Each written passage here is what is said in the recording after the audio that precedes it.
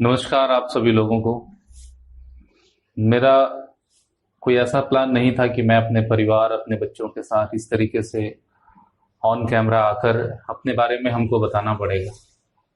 हम बहुत मजबूर हो चुके हैं, हम बर्बाद हो चुके हैं और जब हमें कोई रास्ता नहीं दिख रहा है, दूर से दूर तक कोई भी रास्ता हमें दिखाई नहीं पड़ रहा है, इसलिए आज हम लोग विद फैमिली कैमरे पर आए हैं। मुझे किसी भी तरह का कोई शौक नहीं कि मैं अपने बच्चों को, अपनी वाइफ को कैमरे पर लाकर मैं यहाँ पर यूट्यूब पर वायरल होने के लिए ऐसा कोई भी प्लान नहीं किया है मैंने। वास्तविक रूप से हम बहुत परेशान हैं, इस समय मजबूरियों में हैं। हमारा जीवन बहुत कठिन दौर से गुजर रहा है। डीमेट अकाउंट तो हमने अपने आप ही खोला था, कोई हमारे घर चल के नहीं आया था हमको बताने के लिए, कहने के लिए, और किसी ने जबरदस्ती हमारा अकाउंट नहीं खोला था। दो पैसों के लालच कह लीजिए या जरूरत को लेकर हमने डीमेट अकाउंट ओपन किया एंजल वन में। हमने ट्रेड शुरू की। इस जाल में, ऑप्शन ट्रेडिंग के दलदल में हम फंसते गए। फंसते फंसते हम इस तरीके से इस दलदल में चले गए कि आज लगभग मेरा लॉस 55 से 58 लाख के करीब है और हम जीवन की एक बहुत बुरी स्थिति में चल रहे हैं। मेरी बेटी जो गोद में है, 8 महीने की है, यह बीते 4 दिन तक हॉस्पिटल में एडमिट रही। इनकी रिपोर्ट्स मेरे पास है। मैं इतना मजबूर हूं कि अपनी बच्ची का इलाज भी नहीं करा सकता। मेरी वाइफ एडमिट थी। मैं इतना मजबूर हूं कि मैं अपनी वाइफ का इलाज नहीं करा सकता। मैं डायबिटीज और बीपी का पेशेंट हो गया हूं इन दिनों में। मैं बहुत परेशान और तंग हो चुका हूं और तंग होकर ही मैंने, मजबूर होकर मैंने कैमरे पर आकर आप लोगों के सामने अपनी परेशानी रखी है। आप सबसे हमें हेल्प की ज़रूरत है। हमें पैसों की हेल्प आप लोगों से नहीं चाहिए। हमारी मदद इतनी कीजिए कि जो एंजल वन ने हमसे ब्रोकरेज चार्ज लिया है, हम लॉस में गए फिर भी हमसे चार्ज लिया गया। गवर्नमेंट को हमने टैक्स दिया है।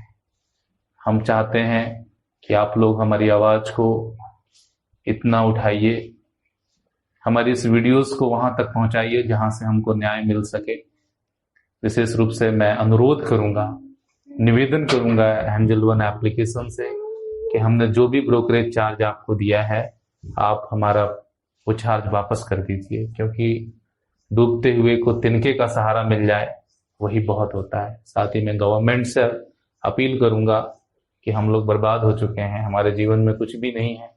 सच कहूं तो दूर से दूर तक हमें कुछ दिखाई नहीं देता है कि हमारे जीवन में कभी सवेरा, कभी उजाला होगा। मेरे मासूम से बच्चे हैं, इन लोगों के साथ हमने खुद ही अन्याय किया है अपने परिवार के साथ। ना मैं ऑप्शन ट्रेडिंग में आता और ना ही मुझे ये दिन देखने पड़ते। आज लगभग 50 लाख का हम पे कर्ज है और कहीं से कुछ भी हमारे पास ऐसी प्रॉपर्टी या कोई ऐसी चीज नहीं है जिसको सेल आउट करके हम लोगों का कर्ज भर सकें या हम अपने कर्ज को अदा कर सकें, चुका सकें। बहुत ज़्यादा टेंशन में, रोज़ धमकियां आती हैं, रोज़ फ़ोन कॉल्स आते हैं, लोग घरों में आके हमको बेइज्जत करते हैं। सिर्फ और सिर्फ अपील है, किसी पे हम आरोप प्रत्यारोप वाला कोई काम ऐसा नहीं कर रहे हैं यहाँ पर। ठीक है, हमने लाइव ट्रेडिंग की थी, बात सच है, हमारे जैसे न जाने कितने घर बर्बाद हुए हैं, लेकिन किसी ने साहस नहीं जुटा पाए। हम सामने आए हैं, हम बता रहे हैं कि लाइव ट्रेडिंग की वजह से हमारे इस ट्रेडिंग पर भी बहुत बुरा असर पड़ा। और सबसे पहले मैं बता दूं आप लोगों को कि जब मेरा लॉस बढ़ रहा था तो मेरा विवेक मर चुका था। सोचने समझने की क्षमता खत्म हो चुकी थी कि मैं जो ये पैसा ले रहा हूँ, बार बार डिमेट में डाल रहा हूँ, ये मैं खुद के साथ अन्याय कर रहा हूँ, अपने बच्चों के साथ अन्याय कर रहा हूँ, अपनी पत्नी के साथ, अपने बूढ़े माँ बाप के साथ मैं क्रूरता कर रहा हूँ। मैं सब भूल चुका था। जब मुझे मिलना बंद हो गया, मेरे पास से सब कुछ चला गया, सब बर्बाद हो गया। मेरा दोस्ती, नाते, रिश्ते सब टूट चुके, पैसा सारा चला गया मेरे पास से। तब मुझे यह एहसास हुआ कि मैंने गलत किया है। गलत अपने बच्चों के साथ किया है, गलत उन दोस्तों के साथ किया है जिनसे पैसा लिया है, गलत उन लोगों से किया है जिनसे हमने पैसा उधार लिया है, गलत उन बैंक के साथ किया है जिनसे हमने पैसा लिया है, आज हम ईएमआई नहीं दे पा रहे हैं, गलत अपने उन दोस्तों के साथ किया है जिनकी सैलरी पर हमने लोन लिया। तो गलत तो हमने किया है, गलत तो हम हैं। अब हमारी गलती है और हम अपनी गलती स्वीकार करते हैं। लेकिन मैं यही कहना चाहूँगा कि अगर ऐसा प्लेटफॉर्म नहीं होता तो शायद इस प्लेटफॉर्म पे हम ना जाते, हम ना इस दलदल में फंसते। लेकिन शायद मेरे कहने से ना तो सरकार गलत साबित हो सकती है, ना सरकार की योजनाएं गलत साबित हो सकती हैं, ना ही जो ब्रोकरेज कंपनियां हैं, जो ब्रोकर्स हैं, वो गलत साबित हो सकते हैं। क्योंकि हम ही गलत कहने वाले इतने लोग हो जाएंगे, हमको दोष देने वाले, कि आज हमें इतने ताने मिलते हैं कि तुम गलत थे, तुमने गलती की, स्वयं गलती की। तो ठीक है, आज मैं अपने वित्त सब परिवार कैमरे के सामने आकर मैं अपनी गलती स्वीकार करता हूं कि मैंने गलती की है। लेकिन आपसे एक ही मदद मुझे चाहिए, मेरे परिवार, मेरे बच्चों को देखते हुए आप इन ब्रोकर्स कंपनी जो भी हैं, जैसे कि एंजल वन है, एंजल वन में हमने अच्छा खासा हमने ब्रोकरेज दिया है, सरकार ने भी हमसे टैक्स लिया है, हम लॉस कर रहे थे, सरकार ने हमसे जीएसटी भी लिया, एसटीटी भी लिया हमसे, stamp duty, long term investment, ऐसे बहुत सारे टैक्सेस हैं जिसे गवर्नमेंट ने भी लिया है। सरकार किसी भी देश के लिए, वहाँ की जनता के लिए माई बाप होती है।